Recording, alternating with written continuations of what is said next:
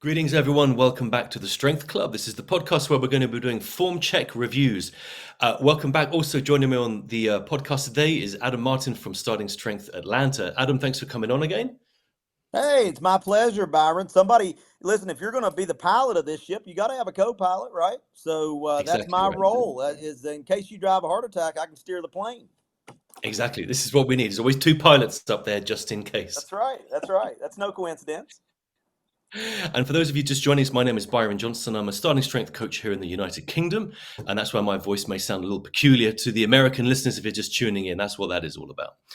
Okay, so we're going to get into some form checks in just a second. Just before we do that, I wanted to just very quickly chat with Adam about an important thing that's been coming up. We've seen in some of the past videos, and also we're going to see in some of the videos in this podcast and the next one that we're doing. So this is going to be a very quick bit of guidance on filming angles and what to do with your smartphone when you're filming angles for form checks to send in for the podcast, or if you're just reviewing this for your own lifting anyway, where's the best place, what's the best approach to capturing video. So I thought Adam and I would take you through that now, just so you guys who are tuning in can make a note of this and then give us some really clean videos on the next podcast and thereon and thereafter. So the first thing I would say, Adam, with making videos is don't film a single rep. This is very common. I sometimes see people just recording one rep only. And really, we need to see a set of 5. Okay, we need to see a complete set of reps and ideally a set of 5 and ideally at working weight. So we don't really want to see warm up weights or anything like that. Get yourself warmed up, come to working weight and send us a set of 5 reps. Unless you are a total beginner and for some reason you are literally working with an empty barbell and you need to check on what you're going on there. All right. The next thing I like to have, Adam, I don't know if you agree with this one, is I want to see the video from the time that you are unracking the bar to the time all the way through that you are re-racking the bar. And that is because we like to see how you've set the rack up and how you're doing your setup. So sometimes people, I know you think you're being efficient, just showing us when the bar's in motion, like when you're squatting down and standing up. But let me assure you that a lot of issues can happen when the bar's in the rack and you're just getting into position under it or putting your grip on the bar. We absolutely want to see that because many times in the setup, if there's an issue there, it can follow you into the movement of the exercise. All right. Third thing is please, when you're filming, do a test recording and make sure that all of you is in the camera. Don't cut off your legs. Don't cut off like from your upper body. Please have all of you in the video so we can see everything that we need to see. And now, Adam, if it's okay, I think we'll talk about some specific guidance for the angles of filming the lifts. What do you like to see most commonly on a squat, for example? Yeah, oftentimes on a squat, Byron, and it's no coincidence when you and I are coaching in person that a lot of times, certainly we may stand directly behind the person if we're looking at their stance width or something. But most of the time, as we're coaching, people will notice when you and I are coaching, we're really at a rear oblique or a 45-degree angle from both sides. That tells us a whole lot about the squat. So from hip height, and I say from hip height because that really allows us the most accurate assessment on depth, as you well know. But we like to see that thing from that oblique angle. And that allows us to see what the knees are doing. It allows us to see the back angle. It allows us to see the head, if the head is lifting, if the chest is lifting out of the bottom of the squat. That's what I prefer most of the time. Now, there are some times that we might instruct you, if Byron and I are working with you as our private clients online, we may want a particular angle, but we'll ask you for that. But generally, I think that's a pretty fair assessment. You agree with that, Byron?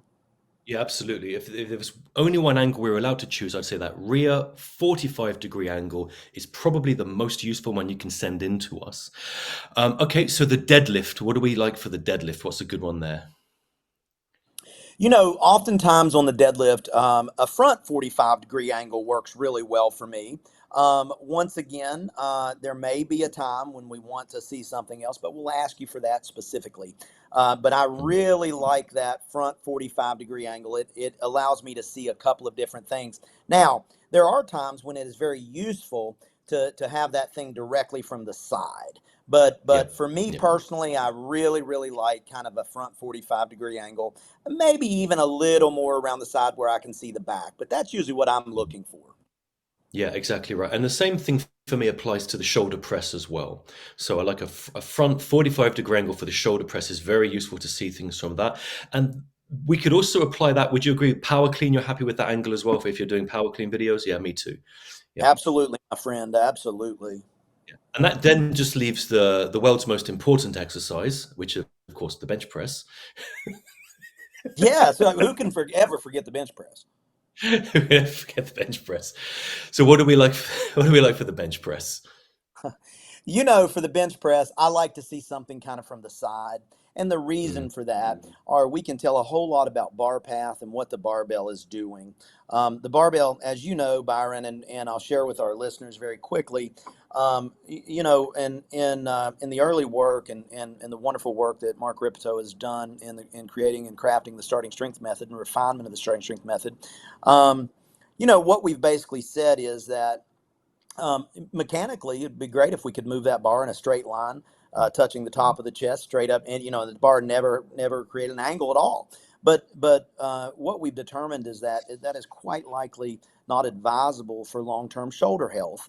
So what we like to do is in the interest of keeping your shoulders well and healthy, we like that touch point to be a little bit lower on the chest instead of up in here. So if I can see that bar path, I can determine a lot about what's happening in the bench press. I can also see that the butt and the shoulder blades are connected with a slight arch in the back, mhm. and we're able to really see that. What are your thoughts on that, Byron? Yeah, exactly right. And the last thing I'd like to add is when most of you guys are in the gym, you've got your camera kind of in like portrait mode when you're filming. For the bench press, as you're lying down flat, what I'm going to suggest you do is turn your camera side on, go into landscape, because that gives us the best possible chance of seeing the foot position all the way down to the head position. And that's really, we don't want anything cut off in the video. And sometimes a portrait view will do that. So Excellent. I think that completes the picture on that. And therefore, we are ready now that you guys know about filming and stuff. Again, we will see some exceptions to this in the next few videos that we do, but just so you, if anyone's watching now, you know how to film it and how to send it to us. But we're ready. I think we're ready to get into the videos. This is the juicy part. So Mick is the producer. He's behind the scenes. He's going to bring up the first video on screen. This is Scott. And Scott writes into us, really appreciate the feedback from my deadlift video. We've seen Scott before, and I'm hoping I can get great feedback again. Thank you. Okay, so here we are. He's in squat mode, and this is Scott.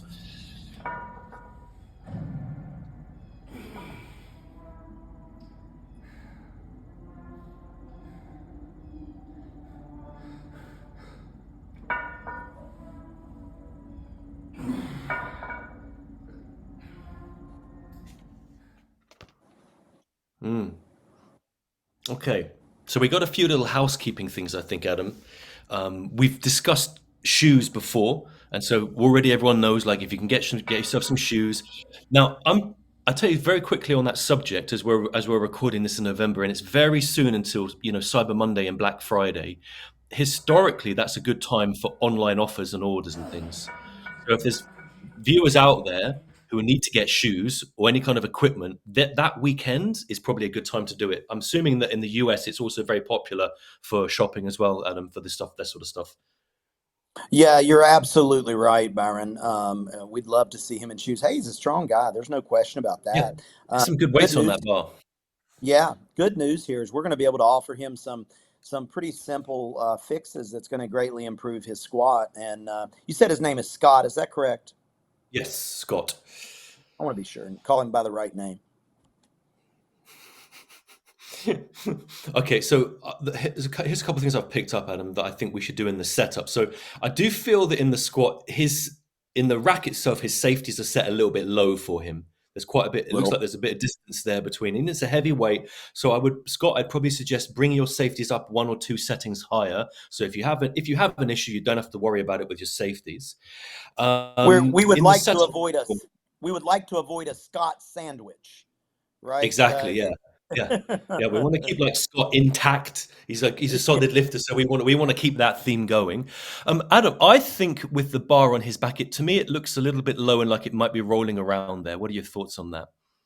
No, I absolutely agree. I think the bar, as I noted, that was just a little bit low. And Yeah, let's continue. Let's continue downstream. Byron, what are yeah. your thoughts on his elbow position? You got any thoughts on the elbow position in the squat? Let's have a look at him move.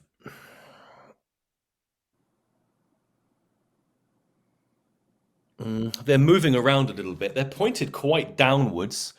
I wonder Correct. what's going on with his grip. Yeah, maybe a little more. Maybe. Do you think that's a byproduct of the bar being too low, and he's maybe carrying the weight a little bit in his hands, and it's forcing him down like that, perhaps? Yeah, it could be, but as his elbows start to get sucked into his sides like that, Byron, what's Mm. happening is that's creating a bit of thoracic flexion, right? And as you well know, we like to keep that back as rigid as absolutely possible. And I think just by making a small little adjustment on his elbows, keeping them back and thinking about backing together, not permitting them to get sucked in. A very simple cue for you, Scott, my friend, would simply be lift elbows. Lift elbows. That would absolutely clean that up for you, Scott. Like I said, number one, Scott, thank you. You thanked us for reviewing your video. Thank you for having confidence in us and the starting strength method and to guide your training. It is absolutely a privilege for us to be able to do this for you. So, we're the ones that are fortunate that you trust us enough to guide your lifting. So, thank you for that. And we're going to offer you the absolute best we can to get you cleaned up and fixed. Byron. Mm. Yes, so getting that bar Scott a little bit higher. Now, we have spoken about this before in one of the videos about how to go over the position of the hand and finding exactly the spine of the scapula, the shoulder blade here, where the bar goes just underneath the spine of the scapula there. So I would recommend reviewing that past podcast episode and just getting stuck into that, as it will create no doubt in your mind about where we want the barbell to go. And then, as Adam said, if you give a little lift to the elbows there, that will secure the bar in the position there. I do feel, Adam, that in the breathing and the bracing, he might need a stronger Valsalva, because when I listened to this earlier with the sound up, I felt like his breathing was a little bit light. And as you know, as you're saying about thoracic rounding, that's upper back rounding. If issues, some issues there. So I don't know if we'll hear it on the video now. Yeah, to me it felt like a little, like a sip into the lungs. I didn't hear what I expect going down. So Scott, just there, just making sure you understand with the Valsalva that you're looking for a big breath, like you're pushing down, almost pushing the air down into your tummy, and then get tight, braced up tight against the barbell, as Adam said, reinforcing that position of the bar on your back. I think those two things will stabilize the bar position on the way down. Um, Adam, what do you think about? Do you think if we do that, the knee slide will clear up, or do you think we need to comment on that as well? He's got a little bit of forward knee slide at the bottom. Yeah, I just made a note here, Byron, that you mentioned that. It's so. Let me just say this very quickly. I won't be long-winded, as I can Go sometimes on. can get. It's interesting, isn't it, to have two coaches and you and I are identifying the exact same things in squat, and that's because we have a method of doing this. So many folks in the fitness profession that coach squats every day have no method for teaching. They talk about, well, I like it like this, and I like, well, who Mm. cares what you like, right? What's your method for determining what you like, and why do you like it? Do you like it because it's more efficient, or it's just simply your unfounded opinion? Scott is absolutely a candidate for a tubo, right? Mm. Byron, I'll let you talk about what the tubo is. The tubo is such a useful tool, Scott. We use it in our gym quite frequently to address knee slide. It works absolutely beautifully. I'm going to turn it over to Byron to explain the tubo to you. Yeah, sure, Scott. So this is a very simple device, and you can actually go and have a look on Starting Strength for T. It's TUBOW. It's literally simply a block of wood, a fairly dense block of wood, placed in front of the toe position. And the idea is that it will block the knees so that it acts as you having almost a concrete wall there at that height. So you're not allowed to go past that point. And it will force you to control the knee position, to control the hips back and to lean over, and to block the knees from aggressively sliding forwards at the bottom there. It's a technique for doing so in your practice with that. Now, the tubo, it is simply a block of wood. If you don't have anything like that, then there are other things you can use as well. So, for example, I've used luggage. You know, the kind of bags you take on the aeroplane, Adam, that you put in the overhead carry-on Absolutely. bags. Just Yes. pack some old towels or some old t-shirts in that, so it's got a bit of weight to it, and put that in, and you can use that as a tubo. I do that all the time when I travel and do camps, whenever I'm flying into a location and I can't bring blocks of wood with me. That's a good one. Now, what you'd probably want to avoid is things like a foam roller, because the material density and the weight is not there, and you'll just shove that thing out across the floor when you hit it. So you want something that's got a little bit of weight to it, that you can feel it when you contact it and respond accordingly, in the rest of the movement. Okay, so that's when we talk about tubo, terribly useful block of wood. There it You is. know, of all the things that Rip came up with in the starting strength method, of all the moment arms and levers, and I'm maybe the most impressed by his coming up with the acronym TUBO. Yeah. It's incredible, and I'm going to tell you, Scott. Listen, my friend, this thing works well. And another little caveat to what Byron was telling you, we don't want you to use this thing on your work weight. We want you to use this thing on your warm-ups. And what this is going to do is it's going to do a hell of a job in teaching your brain what we want your knees to do. So give that a shot, Scott. I think that's gonna have a high yield for you, buddy. A big time ROI on that. All right then. Okay, Scott is tuned up. Let's go to our next video now. This is Roy. Roy sends in this video, and Roy writes into us. He says, "Last set, I've been told my butt was too low in the past. I tried to focus on that the past few sessions. I'm 6'7", and I feel like Good. my lower back always rounds when I start my lift. Not sure if that's acceptable. I just know I'm not doing something right. I never really feel the stretch or strain in my hamstrings during or afterwards." So this is Roy. Let's help out Roy in his deadlift. So we know we were talking about filming angles. The first one here is I'd have him on the other side of the barbell. But we can see things, even the absence of that. We can see things that are happening here. There you go. Yeah, I have. There you So he said, I'm shocked that he said his hamstrings don't get sore, aren't you, Byron? Well, for the height he's at, yeah. Yeah, Considering what's because going on, yeah. so right here, number one, Roy, thank you for your submission, and your hips, my friend, right here are too high, buddy. You're Mm, performing very close. I want you to look how vertical his shin is, Byron. He's mm, mm, performing essentially a mm. stiff-legged deadlift. Deadlift. Um, Yep. yeah, Yep. Roy, if you were my client, buddy, what I would do with you, my friend, is I would go over the 5-step deadlift for you, and I would not let you have any deviation out of every step, right? I would clearly want to Mm, see shins an inch from the bar, get a grip on the mm, bar, here's an important part for you, Roy. Bend your knees until your shins touch the bar. That's going to dictate a hip height to mm, you. What I'm not seeing here, Byron, are any real, it's very common for you and I to see this, um, I'm not seeing any real measurable back set get done. So my mm. friend Roy here, he does not understand how to bring his back into extension. Is that your assessment too, Byron? It is, and I think one of the first things we need to clear up, Roy, for you, again, it's in a room we can walk around and we can see things very precisely, but I'm concerned about the position in what we call step one, which is where you bring yourself to the barbell. And if we have a scenario where you're too close to the bar, it makes it very hard for you to do all the other steps if we don't have the alignment just correct on the first one. So, Adam, I'm going to bring my foot out now. Okay, here's the foot. Here's the foot. Now, when we set up against the barbell, all right, with the shin here, when you stand up tall and you walk up to the barbell, you should not, excuse me, I'm just have something come on my computer here. You should not feel the barbell against your shin when you're just standing up tall against it. Okay, if you've got metal on your shin and you're just standing up tall against the bar, you haven't reached down, you're too close to the bar, you need to shuffle backwards. All right. What I think is going on here with Roy, Adam, is that I think he's got himself too close to the bar. And actually, if we look at the anatomy of the foot here, Again, apologies for my, I'm just trying to arrange this for the camera angle. Here, we've got these long bones in the foot here, and then we've got a series of these short kind of cube-shaped bones in here, all right? And this area, people talk about tarsals, metatarsals. This is what we're discussing.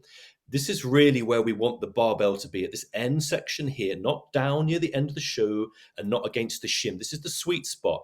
And you'll notice there's a bit of distance here. Okay, it's about an inch, inch and a half. That's what you want to get, Roy. So when you look down, again, in socks, it is difficult because you've just got a plain white surface. When you're looking at the sock, it's harder to see those landmarks.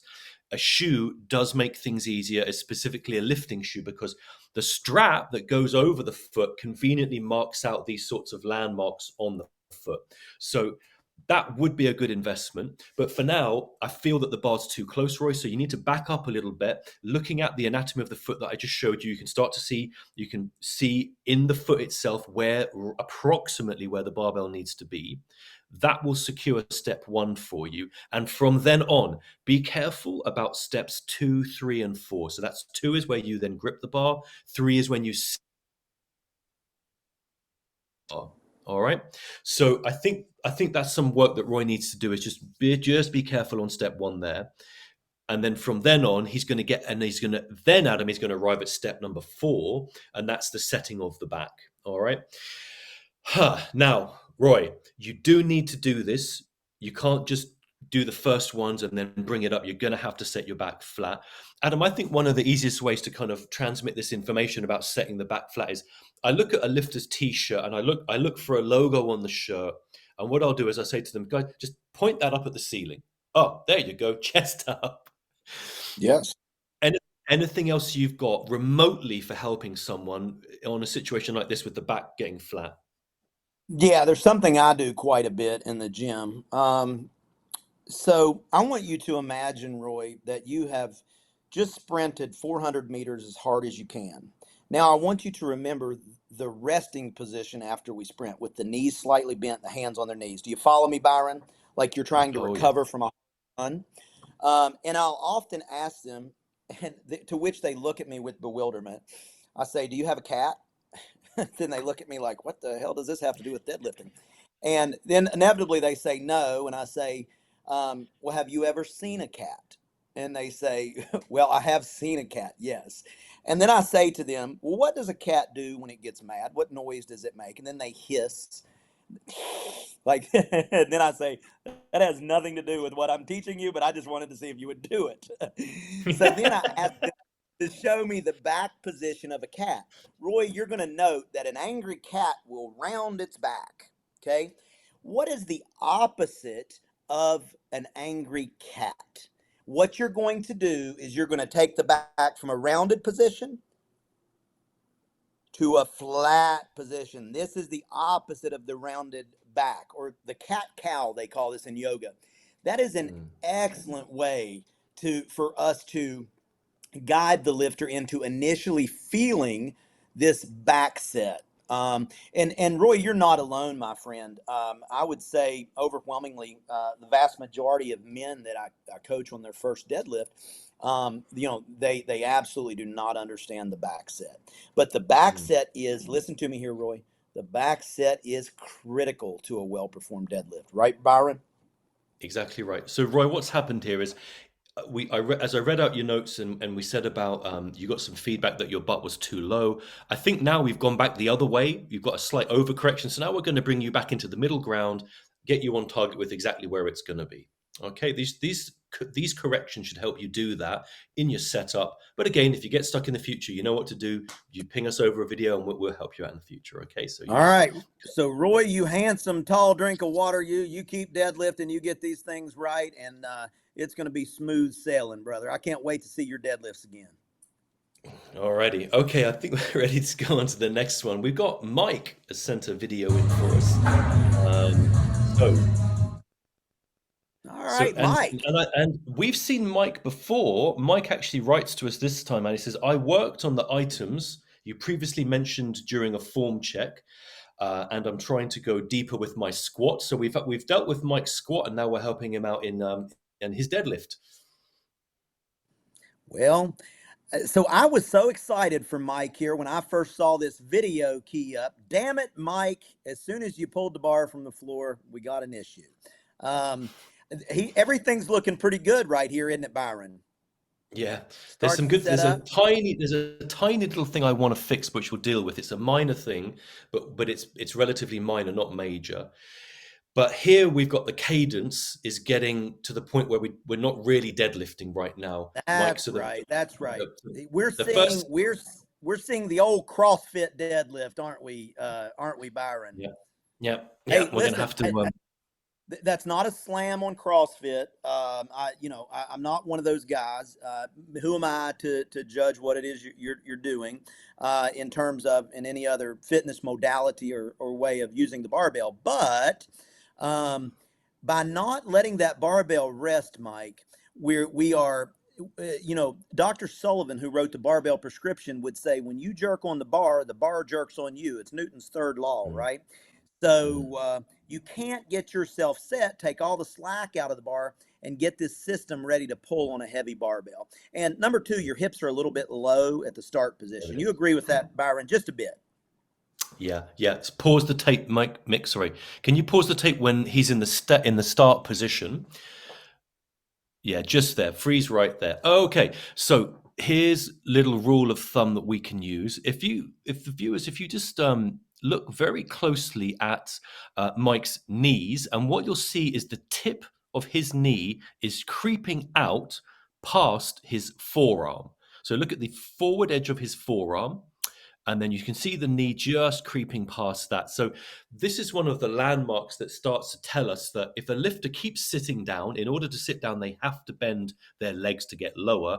The more they bend the leg, the more the knee bends, and the more the knee comes forward and is more pronounced in that position.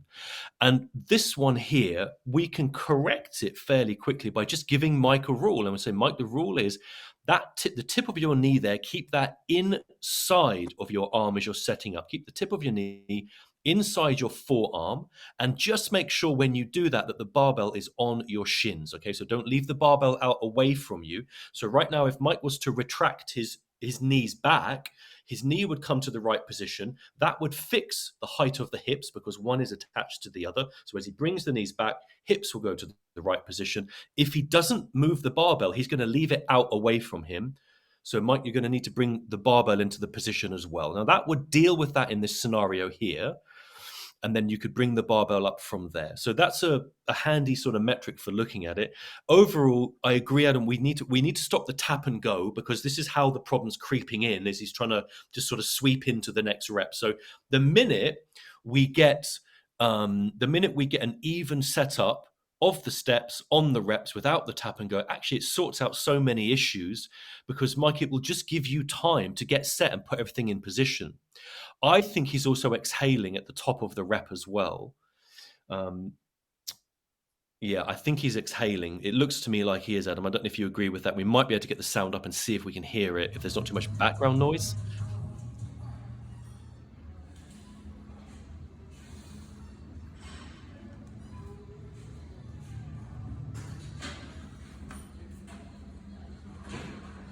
I'm not sure, Adam. What do you think? Well, he has to be, Byron, because if not, we don't see any breath in the bottom, right? He's got to be Yeah, uh, his breathing. How old is Mike? Do we have an age on Mike? let me have a look. I don't think I've got anything in the notes he sent in for us on this occasion. So, Because Mike, you're looking pretty damn good, brother. I mean, he is, right? The guy looks strong. yeah, He looks healthy. He looks well. Um, my God, we clean up these few things for you, Mike. Brother, I'm telling you, you got some, you really got some potential to make this thing really good for you, buddy. Um, yeah. you know, I think you just have a couple of issues. Let that bar rest between every rep. Take a Hmm. big breath, set that back, and begin to push the floor away. It's a pull, but the first part of the pull is actually a push, Mike. If you were my client, Mike, I'd be on you like a banshee as soon as you do that one time. Um, but you're going to get that thing fixed, Mike. I know you are, and that's going to clean your deadlift up good. Do what Coach Byron said. Get those hips up a little bit in the start of that pull. Make sure your knees are lined up with the middle of your elbow. make that back flat, hold that breath, and push that floor. You agree with that, Byron? Yeah, all good cues. Mike, you know what to do. All right, and now we're going to take a look at Mike's squat video. He's also sent a video in for squat as well. Let's have a look at this. And while we're looking at it, Adam, I'll just give you a little note that he wrote to us. Mike says, I worked on the items you previously mentioned during a form check, and I'm trying to go deeper with my squats. So I'm guessing he was a little bit high in the last time we saw him and the depth there. Mm-hmm. Well, it seems he's fixed the depth, doesn't it, Byron? I think so. There's a couple of things I noticed on the video. Mick will just leave the video playing for us here in going through his sets and reps. But I think he's done a much better job. This looks, bar a couple of things, like a very nice set of squats. I can see he's using the baseball hat as well to keep his eyes out of the mirror, which is important in a gym scenario like this. So if any of you guys who are just tuning into this edition of the podcast and you've not seen us before, if you have mirrors in the gym, they can be very, very distracting. And one of the ways to deal with that, if you can't cover the mirror, is just cover your eyes using a baseball hat. It helps keep the eyes out of the mirror. I feel maybe, do you think, Adam, the stance maybe could be a little closer? I absolutely do. I think his stance is a little out. And especially when you look at his knees, I Mhm. would like to see him bring that stance in. Maybe, don't you, Byron? Yes, I agree with you on that one, Adam. I do think, Mike, that just be mindful on the unracking of the barbell as well. Just make sure you get your breathing and your bracing in as well. I think the unrack was a little bit light. So tight breath on the unrack. And as Adam said, just trying to make everything a little bit more crisp and ordered. So tight breath, just tighten up your stance there a little bit on either side, and then just control each rep. Get it real crisp, very, very disciplined for us. But it's basically a good looking squat. Last thing at the top of the squat, Mike, what we want to see you do is stand up and let your skeleton support the weight. So, in other words, I would like to see you. I always take a bit of a risk using this word. I would like to see using this word. I would like to see you stand a little bit more erect at the top. So be erect, Mike. Be erect. Remember that cue. Right then. Okay, so we've got Mike taken care of. Mike, thanks very much for sending the squat and deadlift video in. All right, keep us posted on those. And now we have a video from Jean. Jean has sent us in a video here. And, well, she says she's just warming up.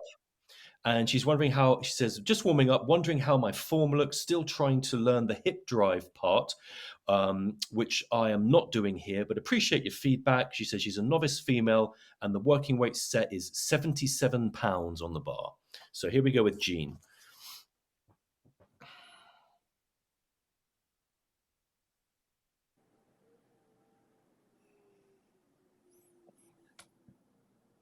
All right.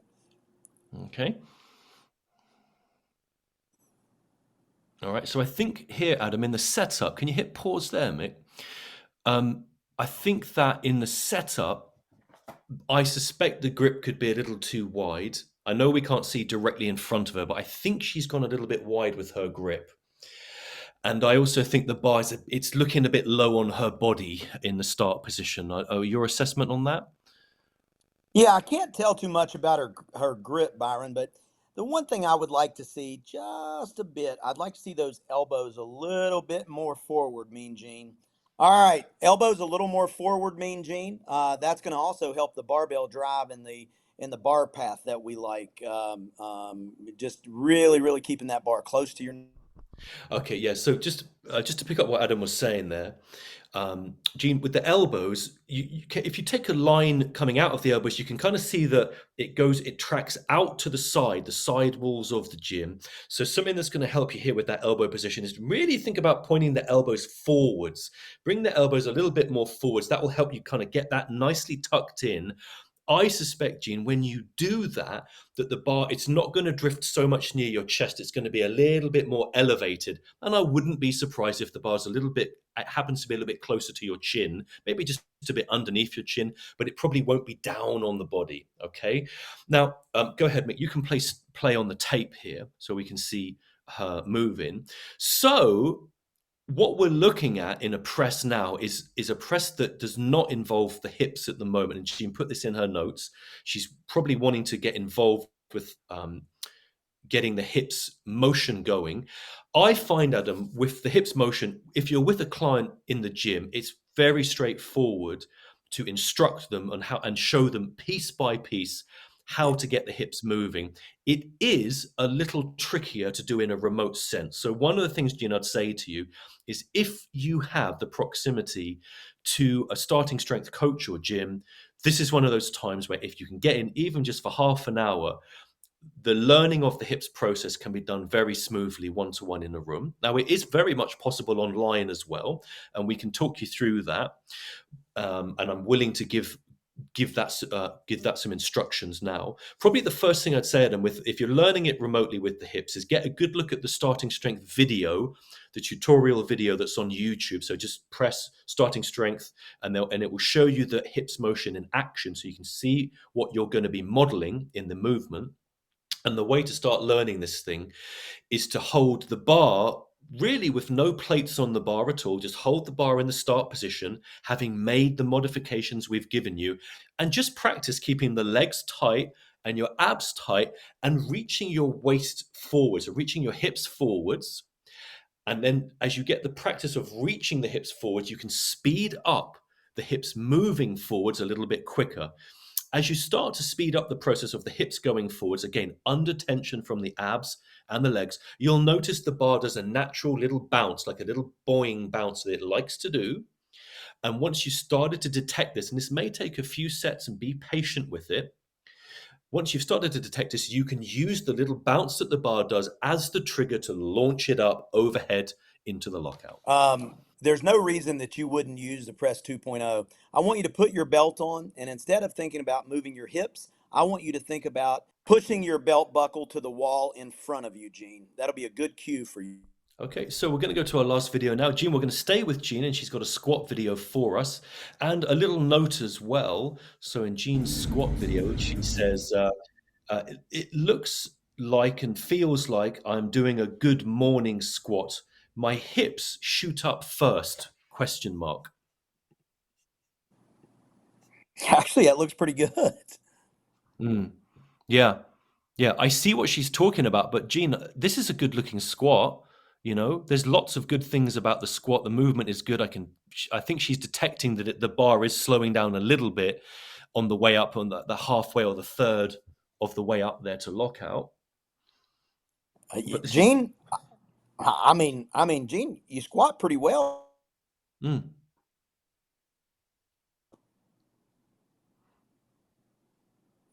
Good. She stays in her hips, doesn't she, Byron?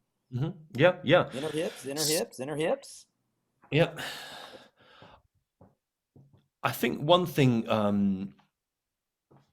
that Gene that will, well, maybe a couple of things that will help is, first of all, if you experience a little bit of change of the back angle on the way up, don't worry too much if it's relatively minor. Okay, that's a symptom of you driving the hips properly, using the hip drive, and if you feel a little bit of back change, then we're okay with that. We don't want an extreme amount of change in the back angle and the bar starts losing its position and rolling up your back. Now that would be too much, okay? So we definitely don't want that one. So Adam, regards that little bit of back change of the angle that Jean is experiencing, where she is becoming a little more horizontal, do you think she should be worried or anything to indicate there? No, I wouldn't worry about it. I would, looks like she's got, relative to her size, she's got a good solid squat there. I like it. I'm going to tell you, Gene, I think you're onto it. I'd like you to keep squatting. There's no major changes I would make here for you. There are a few little cleanups. Actually, your knee position was really good there. Brace hard. But I really like your squat. I'm not seeing the good morning that you think you're doing. Yeah, I think you're Gene, focusing a little bit on something that actually is not that much of a worry. I can see in your breathing, it does look like you're holding the air in your cheeks. So what you probably want to do there when you take your breath, we were talking about this on an earlier video, is just make sure you've got a good understanding of the Valsalva, where you take the breath in, down, push down into your stomach, as though you're driving the air down to there. Get real tight there, contract around the bar, and then squat down. Okay, that tighter breathing and not letting the air be too high up, and certainly not letting it be in your cheeks. And what I could see with Jean was her cheeks were kind of like puffed out So like that. And so I think she's holding the air a little high up for her, let me piggyback you right there a little bit, Byron. Mm. Gene, I want you to do this for me. I want you to take a big breath, and I want you to make the K sound 3 times, right? So it's going to look like this. Now, on the 4th time that we do it, you're going to start to make the K sound, but you're going to stop it back here in your throat. So it's going to look like this. You're not going to let it come out. That young lady is a Valsalva. If you will start to do that, that is going to help your lifting tremendously. Girl, you're doing very well. Your press is looking pretty darn good. Clean those couple of things up on your squat, and submit your deadlift to us, because I'm really curious to see that too. I like the trajectory that you're on. Yeah, absolutely. I agree as well. Gene, that was some solid lifting. Thank you very much for sending the video in.